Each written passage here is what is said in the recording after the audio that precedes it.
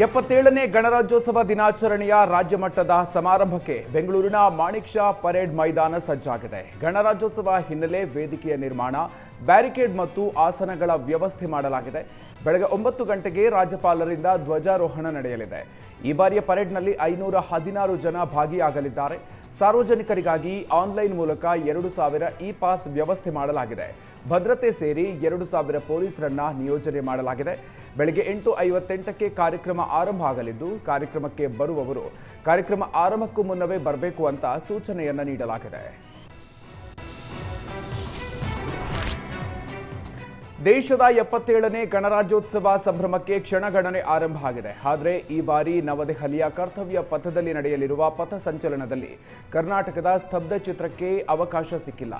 ಈ ಬಾರಿ ಕರ್ನಾಟಕದಿಂದ ಮಿಲೆಟ್ಸ್ ಟು ಮೈಕ್ರೋಚಿಪ್ ಎಂಬ ಪರಿಕಲ್ಪನೆಯ ಸ್ತಬ್ಧ ಚಿತ್ರವನ್ನ ಸಿದ್ಧಪಡಿಸಲಾಗಿತ್ತು. ಆದರೆ ಕೊನೆ ಕ್ಷಣದಲ್ಲಿ ಕರ್ನಾಟಕದ ಟ್ಯಾಬ್ಲೋಗೆ ಪರೇಡ್ನಿಂದ ಹೊರಬಿದ್ದಿದೆ.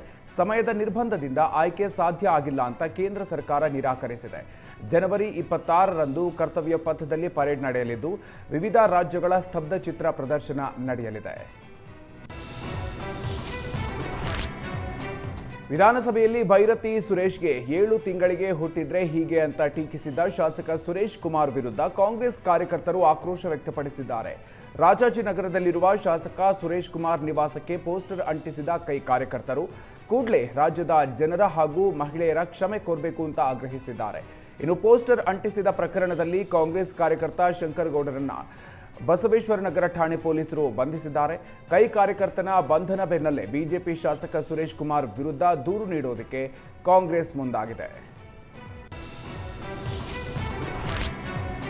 ವಿಧಾನಸಭಾ ಅಧಿವೇಶನದಲ್ಲಿ ರಾಜ್ಯಪಾಲರಿಗೆ ಅಗೌರವ ತೋರಿದ್ದನ್ನ ಸಂಸದ ಯದುವೀರ್ ಒಡೆಯರ್ ಖಂಡಿಸಿದ್ದಾರೆ. ರಾಜ್ಯ ಸರ್ಕಾರದ ನಡೆಯನ್ನ ಜನ ಗಮನಿಸಿದ್ದಾರೆ. ರಾಜ್ಯಪಾಲರು ಸಂವಿಧಾನಾತ್ಮಕವಾಗಿ ತಮ್ಮ ಜವಾಬ್ದಾರಿ ನಿಭಾಯಿಸಿ ಹೋಗಿದ್ದಾರೆ. ಮಾನ್ಯ ಶಾಸಕರ ಗೂಂಡಾ ರೀತಿ ವರ್ತನೆ ಖಂಡನೀಯ. ರಾಜ್ಯಪಾಲರು ಸಂವಿಧಾನಬದ್ಧವಾಗಿ ಕಾರ್ಯನಿರ್ವಹಿಸ್ತಾ ಇದ್ದಾರೆ. ಅವರಿಗೆ ಮುತ್ತಿಗೆ ಹಾಕಿ ಪ್ರತಿಭಟನೆ ನಡೆಸಿರೋದು ಪ್ರಜಾಪ್ರಭುತ್ವದ ಕಗ್ಗೊಲೆ ಮಾಡಿದಂತಾಗಿದೆ ಅಂತ ಕಿಡಿಕಾರಿದ್ದಾರೆ. ಎಲ್ಲರಿಗೂ ತಮ್ಮದೇ ಆದಂಥ ಅಭಿಪ್ರಾಯಗಳು ಇರ್ತವೆ. ಆದರೆ ರಾಜ್ಯಪಾಲರು ಅವ್ರು ಮಾಡಬೇಕಾಗಿರ್ತಕ್ಕಂಥದ್ದು ಮಾಡಿದ್ದಾರೆ. ನಂತರ ಅವರು ಹೊರಟಿರ್ತಕ್ಕಂಥದ್ದು ಆ ಒಂದು ಕೆಲವು ಸದಸ್ಯರ ಒಂದು ವರ್ತನೆ ತಾವೆಲ್ಲರೂ ನೋಡಿದ್ದೀರ ವಿ ಮೇಲೆ. ಅತ್ಯಂತ ಖಂಡನೀಯ ಒಂದು ವರ್ತನೆ. ಈ ಥರ ಒಂದು ವರ್ತನೆ ನಾವು ಯಾರೂ ನಿರೀಕ್ಷೆ ಮಾಡಲ್ಲ. ಎಲ್ಲರೂ ಜವಾಬ್ದಾರಿಯುತ ಸ್ಥಾನದಲ್ಲಿದ್ದಾರೆ. ಆದರೆ ಇಂಥ ರೀತಿ ಮಾಡೋದು ಯಾರೂ ನಿರೀಕ್ಷೆ ಮಾಡೋದಿಲ್ಲ. ಅತ್ಯಂತ ಖಂಡನೀಯ ಒಂದು ವರ್ತನೆ ಅದು. ನಾನು ಅದನ್ನು ವ್ಯಕ್ತಪಡಿಸಿದ್ದೀನಿ. ಅಲ್ಲಿಯ ತಂತ್ರಜ್ಞಾನ ಅಂದಿನ ಕಾಲದಲ್ಲಿ ಆ ಒಂದು ರಾಜಗೋಪುರ ನಿರ್ಮಾಣ ಮಾಡೋಕ್ಕೆ ಅವ್ರು ಫೌಂಡೇಶನ್ ಹಾಕಿರೋದು ಆ ಭರ್ತಿ ಮಣ್ಣು ಅಂತ ಒಂದು ತಂತ್ರಜ್ಞಾನ. ಅದು ಲೇಬರ್ ಇಂಟೆನ್ಸಿವ್. ಮಣ್ಣು ಕಲ್ಲು ಇತ್ಯಾದಿ ಎಲ್ಲ ತೊಗೊಂಡು ಸೇರಿಸಿರ್ತಕ್ಕಂಥದ್ದು. ಅದನ್ನು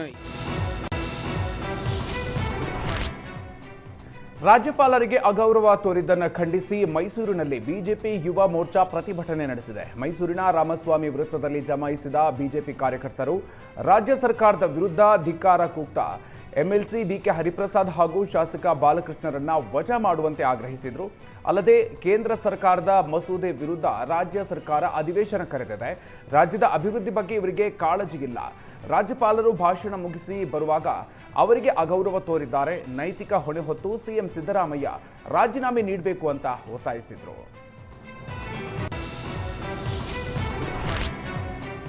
ಕೆಲಸ ಬಿಟ್ಟು ಹೋಗ್ತೀನಿ ಅಂತ ಹೇಳಿದ್ದಕ್ಕೆ ಸಂಸ್ಥೆಯ ಮಾಲೀಕ ಮಹಿಳೆಯನ್ನ ನಿಂದಿಸಿರುವ ಘಟನೆ ಕೆಂಗೇರಿಯ ಮುಸ್ಕಾನ್ ಸೈಬರ್ ಸೆಂಟರ್ನಲ್ಲಿ ನಡೆದಿದೆ.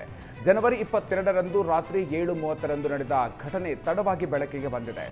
ಮಹಿಳೆ ಮೇಲೆ ಸೈಬರ್ ಮಾಲೀಕ ಸೈಯದ್ ಎಂಬಾತ ಉದ್ದಟತನ ಮೆರೆದಿದ್ದಾನೆ. ಸೈಯದ್ ಎಂಬಾತ ಮುಸ್ಕಾನ್ ಟೈಮ್ಸ್ ಸೈಬರ್ ಸೆಂಟರ್ ಎಂಬ ಸಂಸ್ಥೆ ನಡೆಸ್ತಾ ಇದ್ದ. ಯುವತಿ ಲಕ್ಷ್ಮಿ 5 ವರ್ಷಗಳಿಂದ ಸೈಬರ್ನಲ್ಲಿ ಕೆಲಸ ಮಾಡ್ತಾ ಇದ್ದು, ಇದೀಗ ಯುವತಿ ರಜೆ ಪಡೆದುಕೊಂಡಿದ್ದಕ್ಕೆ ಮಾಲೀಕ ಸೈಯದ್ ಆಕ್ರೋಶಗೊಂಡು ಮಹಿಳೆಯನ್ನ ನಿಂದಿಸಿದ್ದಾನೆ. ನಿನ್ನಿಂದ ನನ್ನ ದುಡ್ಡೆಲ್ಲ ಹೋಯ್ತು, ತಲೆ ಕೆಡಿಸಬೇಡ, ರೋಡ್ನಲ್ಲಿ ಕತ್ತರಿಸಿ ಹಾಕ್ತೀನಿ ಅಂತ ಬೆದರಿಕೆ ಹಾಕಿದ್ದ. ಮಾಲೀಕನ ಅವಾಚ್ಯ ಶಬ್ದಗಳನ್ನು ಕೇಳಿ ಸ್ಥಳೀಯರು ತರಾಟೆಗೆ ತೆಗೆದುಕೊಂಡಿದ್ದಾರೆ. ಸದ್ಯ ಮಾಲೀಕ ಸೈಯದ್ನನ್ನ ಕೆಂಗೇರಿ ಠಾಣಾ ಪೊಲೀಸರು ವಶಕ್ಕೆ ಪಡ್ಕೊಂಡಿದ್ದಾರೆ. ಪ್ರಪಂಚದಲ್ಲೇ 2ನೇ ಅತಿ ಹೆಚ್ಚು ಟ್ರಾಫಿಕ್ ಹೊಂದಿರುವ ನಗರ ಎಂದು ಬೆಂಗಳೂರು ಕುಖ್ಯಾತಿ ಪಡೆದುಕೊಂಡಿದೆ. ಇದರ ಬೆನ್ನಲ್ಲೇ ಬೆಂಗಳೂರು ಪೊಲೀಸರು ಎಚ್ಚೆತ್ತುಕೊಂಡಿದ್ದು ಟ್ರಾಫಿಕ್ ಕಡಿವಾಣಕ್ಕೆ ಕೆಲ ಕಠಿಣ ರೂಲ್ಸ್ ಜಾರಿ ಮಾಡೋದಕ್ಕೆ ಮುಂದಾಗಿದ್ದಾರೆ. ಅದರಂತೆ ಇನ್ನು ಮುಂದೆ ಒನ್ ವೇನಲ್ಲಿ ಹೋದ್ರೂ ಕೂಡ ಡ್ರೈವಿಂಗ್ ಲೈಸೆನ್ಸ್ ರದ್ದಾಗಲಿದೆ. ಈ ಬಗ್ಗೆ ನಗರ ಸಂಚಾರಿ ಜಂಟಿ ಪೊಲೀಸ್ ಆಯುಕ್ತ ಕಾರ್ತಿಕ್ ರೆಡ್ಡಿ ಮಾಹಿತಿ ನೀಡಿದ್ದಾರೆ. ಒನ್ ವೇನಲ್ಲಿ ವಾಹನಗಳ ಓಡಾಟದಿಂದಲೇ ಟ್ರಾಫಿಕ್ ಜಾಮ್ ಹೆಚ್ಚಾಗ್ತಾ ಇದೆ. ಹೀಗಾಗಿ ಸಂಚಾರಿ ನಿಯಮ ಉಲ್ಲಂಘಿಸಿದರೆ ದಂಡ ಮಾತ್ರ ಅಲ್ಲ, ಡ್ರೈವಿಂಗ್ ಲೈಸೆನ್ಸ್ ಕೂಡ ರದ್ದಾಗಲಿದೆ. ಇದಕ್ಕಾಗಿ RTO ಅಧಿಕಾರಿಗಳಿಂದ 1 ತಿಂಗಳವರೆಗೂ ಲೈಸೆನ್ಸ್ ರದ್ದು ಮಾಡೋದಕ್ಕೆ ಅವಕಾಶ ಇರುತ್ತೆ ಅಂತ ಹೇಳಿದ್ದಾರೆ. ಈ ಎಗ್ನೆಸ್ಟ್ ಒನ್ ವೇ ಯಾರು ಬರ್ತಾರೆ ಅವರಿಂದ ಕೂಡ ಇದೊಂದು ಕಾರಣ ಅಂತ ನಮಗೆ ಮೇಲ್ನೋಟಕ್ಕೆ ಗೊತ್ತಾದ ಮೇಲೆ ಈಗ ನಾವು ಅದನ್ನು ಭಾಳ ಸ್ಟ್ರಿಕ್ಟಾಗಿ ಮೊದಲು ಮಾಡ್ತಿದ್ವಿ. ಲಾಸ್ಟ್ ಇಯರ್ ನಾವು 3.2 lakh ಕೇಸಸ್ ರಿಜಿಸ್ಟರ್ ಮಾಡಿದ್ವಿ. ಬಟ್ ಅದನ್ನು ಸ್ವಲ್ಪ ನಿಯಂತ್ರಣ ಮಾಡಬೇಕಂತ ನಾವು ಸ್ಪೆಷಲ್ ಡ್ರೈವ್ ತೊಗೊಂಡು ಈಗ ನಾವು ಮಾಡಿದ್ವಿ. ಲಾಸ್ಟ್ 3 ಡೇಸಲ್ಲಿ ಅರೌಂಡ್ 7,500-8,000 ಕೇಸಸ್ ನಾವು ಹಾಕಿದ್ದೀವಿ. ಮತ್ತು ಯಾರು ಇದರಲ್ಲಿ ಇನ್ವಾಲ್ವ್ ಆಗ್ತಾರೆ ಅವ್ರ ಮೇಲೆ ಕೂಡ ಕೆಲವು ಸ್ಪೆಸಿಫಿಕ್ ಕೇಸಸಲ್ಲಿ DL ಸಸ್ಪೆನ್ಷನ್ ಕೂಡ ನಾವು ಕಳಿಸ್ತೀವಿ. ಎಲ್ಲರಿಗೂ ಮಾಡಲ್ಲ, ಒನ್ ವೇಲಿ ಆ್ಯಸ್ ಪರ್ ರೂಲ್ಸ್ ಒನ್ ವೇಲಿ ಮಾಡಲ್ಲ. ಬಟ್ ಕೆಲವರು ಯಾರು ಮೇಜರ್ ಪ್ರಾಬ್ಲಮ್ ಕಂಜೆಷನ್ ಕ್ರಿಯೇಟ್ ಮಾಡ್ತಾರೆ ಅವ್ರ ಮೇಲೆ FIR ಮಾಡಿ ಲೈಸೆನ್ಸ್ ಸಸ್ಪೆನ್ಷನ್ಗೆ ಕಳಿಸ್ತೇವೆ. ಸರ್, ಎಷ್ಟು ದಿನಗಳ ಕಾಲ ಲೈಸೆನ್ಸ್ ರದ್ದು ಮಾಡ್ತೀವಿ ಸರ್? ಅವರು RTO ಅವರು ಮಾಡ್ತಾರೆ, ಅಪ್ ಟು 3 months ಮಾಡ್ತಾರೆ. ಎಲ್ಲರೂ ಪ್ರತಿ ವರ್ಷ ಗಿಳಿಯಾರು ಜನಸೇವಾ ಟ್ರಸ್ಟ್ ವತಿಯಿಂದ ನೀಡ್ತಾ ಬಂದಿರುವ ಕೀರ್ತಿ ಕಲಶ ಮಹಾಗೌರವವನ್ನು ಈ ಬಾರಿ ಮಹಾರಾಷ್ಟ್ರದ ನಿವೃತ್ತ ಪೊಲೀಸ್ ಅಧಿಕಾರಿ ದಯಾನಾಯಕ್ ಅವರಿಗೆ ನೀಡಲಾಗ್ತಾ ಇದೆ. ಈ ಬಗ್ಗೆ ಪ್ರವರ್ತಕ ವಸಂತ್ ಗಿಳಿಯಾರ್ ಮಾಹಿತಿ ನೀಡಿದ್ದಾರೆ.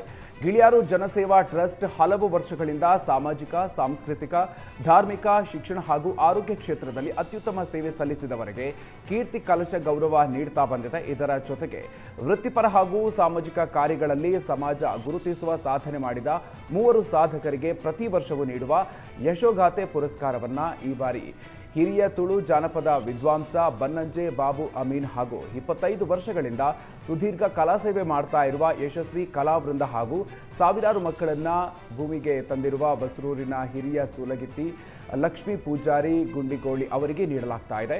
ಬ್ರಹ್ಮಾವರದ ಗಾಂಧಿ ಮೈದಾನದಲ್ಲಿ ಫೆಬ್ರವರಿ 14ರಂದು ಸಂಜೆ 6ರಿಂದ ಆಳ್ವಾಸ್ ಶಿಕ್ಷಣ ಪ್ರತಿಷ್ಠಾನದ ಅಧ್ಯಕ್ಷ ಡಾಕ್ಟರ್ ಎಂ ಮೋಹನ್ ಆಳ್ವ ಅವರ ಅಧ್ಯಕ್ಷತೆಯಲ್ಲಿ ನಡೆಯುವ ವಾರ್ಷಿಕ ಉತ್ಸವ ಅಭಿಮತ ಸಂಭ್ರಮ 2026ರಲ್ಲಿ ಪ್ರಶಸ್ತಿಯನ್ನು ನೀಡಲಾಗುತ್ತೆ.